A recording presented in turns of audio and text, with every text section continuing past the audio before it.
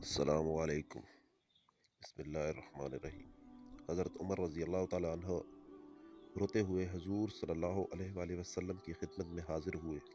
آپ نے وجہ پوچھی تو عرض کیا کہ یا رسول اللہ، دروازے پر ایک نوجوان رو رہا ہے، اس نے میرا دل جلا دیا ہے۔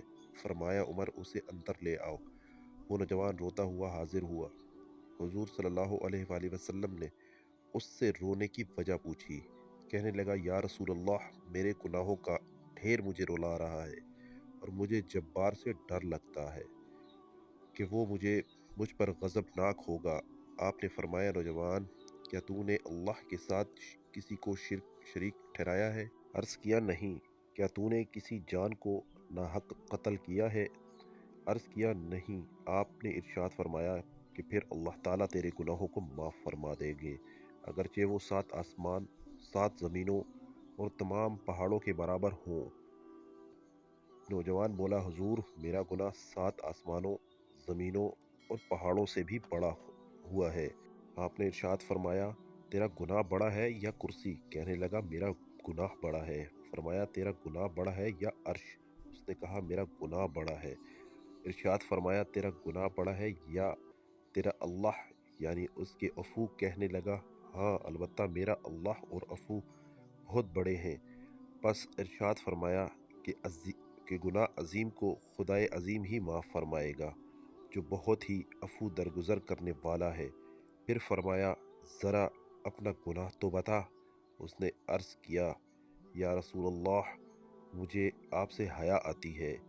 آپ نے پھر پوچھا تو کہنے لگا، میں کفن چور تھا اور 7 سال تک یہی پیشہ کیا۔ ایک دفعہ انصار کی ایک لڑکی فوت ہوئی، میں نے اس کی قبر کھودی اور کفن اتار کر چل دیا۔ تھوڑی دور گیا تھا کہ شیطان نے مجھ پر غلبہ پایا اور میں لوٹ کر اس سے مجاوت کر لی۔ نکل کر تھوڑی دور گیا تھا کہ کیا دیکھتا ہوں کہ وہ لڑکی کھڑی پکار کر کہہ رہی ہے، اے جوان، تجھے قیامت کے دن جزا و سزا دینے والے سے حیا نہیں آتی؟ جس وقت وہ اپنی کرسی فیصلے کے لیے رکھیں گے اور ظالم سے مظلوم کا بدلہ دلوائیں گے، تو مرنے والوں کے مجمع میں مجھے ننگی کر کے چل دیا اور میرے اللہ کے روبرو مجھے بے حالت نجابت حاضر ہونے پر مجبور کیا۔ یہ سنتے ہی حضور صلی اللہ علیہ وآلہ وسلم اچھل کر کھڑے ہو گئے اور اس کی گدی میں ایک بھول رسید کیا اور فرمایا، او فاسق، تو بس آگ کے لائق ہی ہے، دفع ہو یہاں سے۔ نوجوان وہاں سے نکلا، 40 راتوں تک اللہ کے حضور توبہ کرتا، مارا پھرتا رہا۔ 40 راتوں کے بعد آسمان کی طرف سر اٹھا کر کہنے لگا، اے محمد صلی اللہ علیہ وسلم کے خدا، آدم و حوا کے معبود، اگر تجھے میری توبہ منظور ہے تو حضور صلی اللہ علیہ وآلہ وسلم اور آپ کے صحابہ رضوان اللہ علیہ اجمعین کو اس کی خبر دے، ورنہ پھر آگ بھیج کر مجھے جلا دے اور آخرت کے عذاب سے نجات دے دے۔ اتنے میں جبرائیل علیہ السلام تشریف لائے، سلام کہا اور اللہ کی طرف سے آپ صلی اللہ علیہ وسلم کو سلام پہنچایا۔ آپ صلی اللہ علیہ وآلہ وسلم نے فرمایا، وہ خود سلام ہیں، سلام کا مبدأ اور منتہی بھی وہی ہے۔ جبرائیل علیہ السلام نے کہا کہ اللہ تعالیٰ فرماتے ہیں، کیا مخلوق کو آپ نے پیدا کیا؟ فرمایا، مجھے بھی اور تمام مخلوق کو اسی نے پیدا فرمایا۔ عرض کیا، وہ پوچھتے ہیں کہ کیا آپ مخلوق کو رزق دیتے ہیں؟ فرمایا، بلکہ مجھے بھی اور تمام مخلوق کو اللہ تعالیٰ ہی رزق دیتے ہیں۔ اور عرض کیا، وہ پوچھتے ہیں کیا بندوں کی توبہ آپ قبول کرتے ہیں؟